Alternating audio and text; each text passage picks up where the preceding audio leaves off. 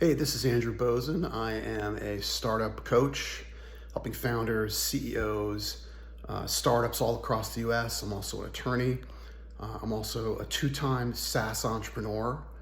I've built two SaaS companies with partners in the C-suite, doing everything from product development, the idea, what we're trying to do, figuring out what we want to do, to getting the product done, to the MVP go-to-market strategies, to bootstrapping, to raising money, to friends and family investors, to sales and marketing, and figuring out how to get our product out there and getting customers to use it, signing contracts and recurring contracts.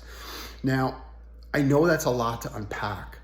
And my experience in helping startups, especially early seed stage startups, is that what I see is startups trying to do a lot in a little period of time, needing guidance at each stage of the life cycle, trying to understand or what the relationship with money or financing is, and figuring out what they can build or not build.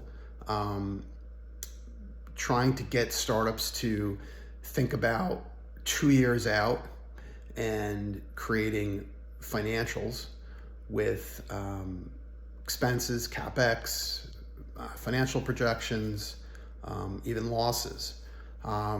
Sometimes when I talk to startups about doing financials, I don't get much feedback on the other side.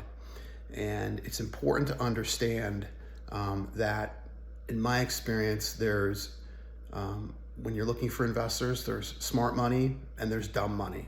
I'm kind of astounded by the amount of investing that I see by investors in startups that are simply just ideas, or the product is okay, and they're doing this without providing any sort of financial projections to investors. So what I've said to clients is that these individuals might be great in whatever they've done to make money, but they don't really know a lot about your industry. So I call that dumb money. And what happens in that is that person and those investors are going to really be bugging you every month.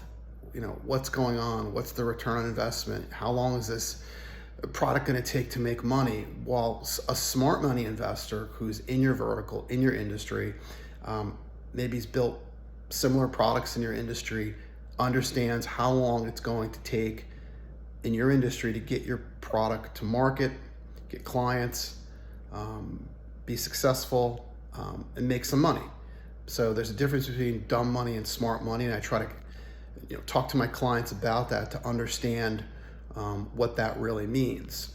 When it comes to the product cycle, I try to help my clients in a sense of, I get a lot of, well, everybody's going to use this, or everybody's going to license this. This is the hottest thing ever, and I try to really break that apart with my clients and get them to understand that people who are friends or who you've worked with, don't be surprised if they don't go out on a limb and use your product or try to get their company to use their product. Very few people are going to go out on that limb for you, and you're going to have to, with your partners, roll up your sleeves and develop an MVP go-to-market strategy to get your product into the hands of the right people and hopefully have success.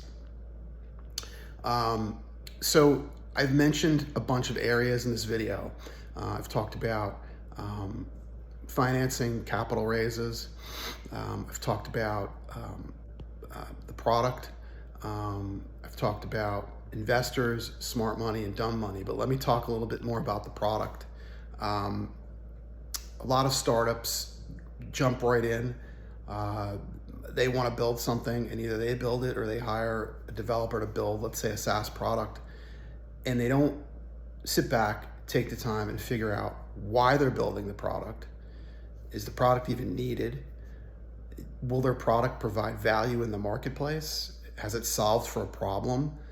And what if there's an inferior product that's already out there that's already got a foothold in the marketplace? So when you unpack everything that I've talked about, product development, marketing, building the product, investors,